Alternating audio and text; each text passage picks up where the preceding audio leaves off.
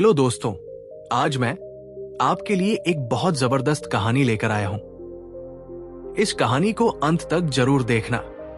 एक बार मेरी बात मानकर इस कहानी को पूरा देखें।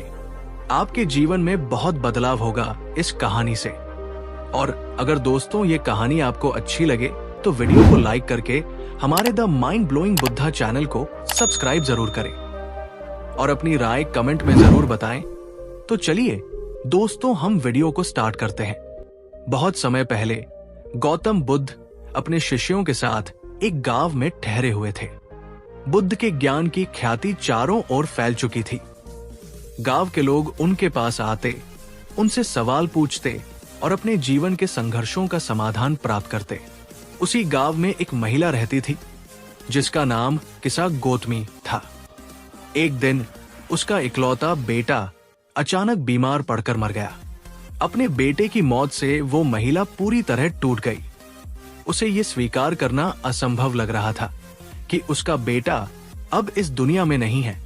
वो अपने बेटे के मृत शरीर को लेकर पूरे गांव में घूमती रही और हर किसी से कहती, कृपया मेरे बेटे को जीवित कर दीजिए, मुझे कोई उपाय बताइए जिससे वह फिर से जीवित हो सके।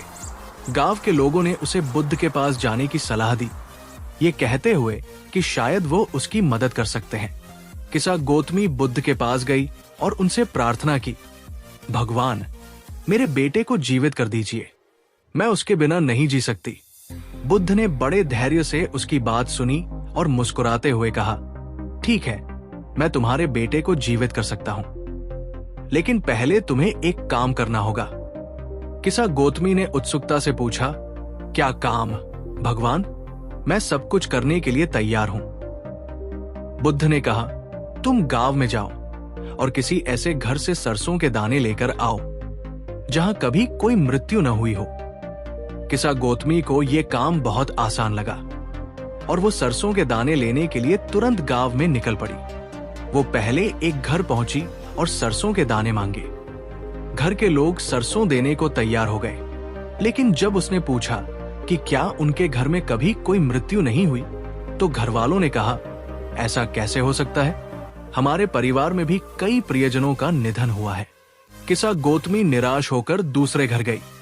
वहां भी उसे वही जवाब मिला, हम सरसों तो दे सकते हैं, लेकिन हमारे घर में भी किसी की मृत्यु हुई है। इस तरह वो घर घर गई, लेकिन उसे ऐसा कोई घर नहीं मिला जहां किसी की मृत्यु न हुई हो।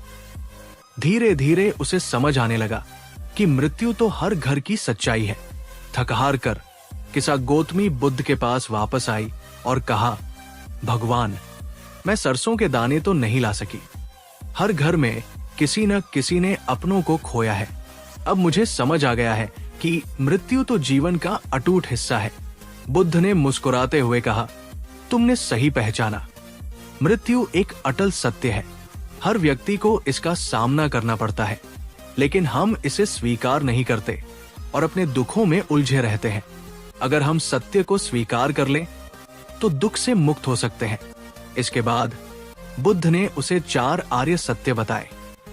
पहला, दुख, जीवन में दुख अवश्य है।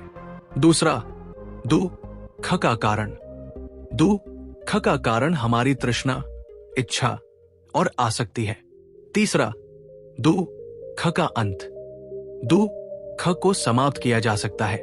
चौथा, दुख से मुक्ति का मार्ग, अष्टांगिक मार्ग का पालन करने से। बुद्ध की शिक्षा से किसा गौतमी के मन में गहरी शांति आई। उसने अपने बेटे के मृत शरीर को छोड़ दिया और जीवन के गहरे सत्य को समझने के लिए बुद्ध के शिष्यत्व में प्रवेश किया। तो दोस्तों, ये कहानी हमें सिखाती है कि जीवन में दुख हर किसी के हिस्से में आता है, लेकिन दुख से मुक्ति पाने का उपाय यह है कि हम इसे स्वीकार करें, मोहमाया को त्यागें और सच्चाई के मार्ग पर चलें। बुद्ध की ये अनमोल शिक्षा आज भी हमें जीवन की गहरी सच्चाइयों को समझने और उनसे पार पाने की प्रेरणा देती है। तो दोस्तों, ये वीडियो आपको कैसी लगी कमेंट में जरूर बताएं और अगर अच्छी लगी हो तो वीडियो को लाइक करके हमारे the mind blowing Buddha channel को सब्सक्राइब जरूर करें। नमो बुद्धाय।